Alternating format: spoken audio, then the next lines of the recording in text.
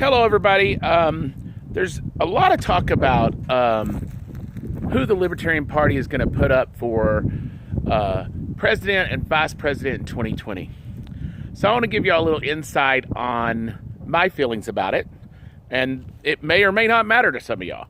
First, I would encourage all of y'all to look at those running in 2019, and let's get those Libertarian elected. Let's help them with our support, whether that's sharing their items on social media, some financial support, or however we choose to do that.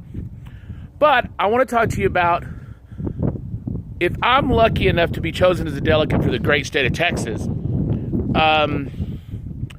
these are the things that I'm going to expect and want to hear from the person going to be at the top of the ticket as the presidential or vice presidential candidate.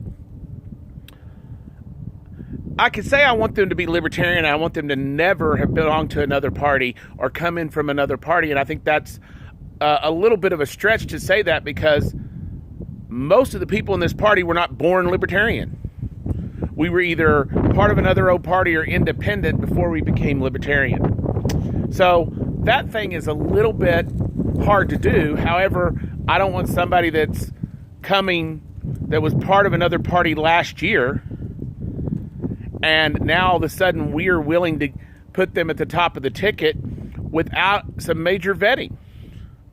So what I want from our candidate is I want somebody that is going to talk about ending the war on drugs and retroactive out pardoning those individuals that are in jail right now. I'm going to want somebody that is going to talk about that taxation is coercion from the state that will in some way have us losing our private property or being put in prison. I want someone that's going to talk about ending the continued military conflicts that are going on across the world. I want them to be a pro-peace, anti-war, but much more pro-peace than anything else. I want them to talk about the fact that I have the right to defend myself by any means necessary for survival. Meaning that if I have the money to buy it, I should buy it. If it, for whatever that is, it's going to help me defend my life and my property.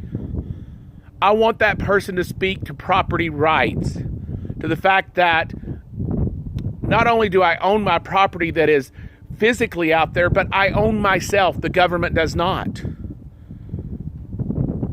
That person has to talk about those things, and some other things, but for sure those things. And we have to have an immigration policy that we talk about that is easier in regards to migration and freedom of travel and freedom of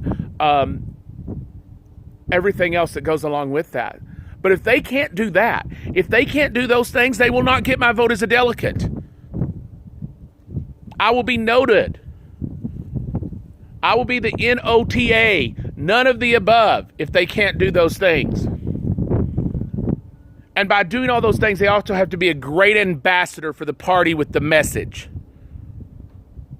Those are the things that I will be looking for.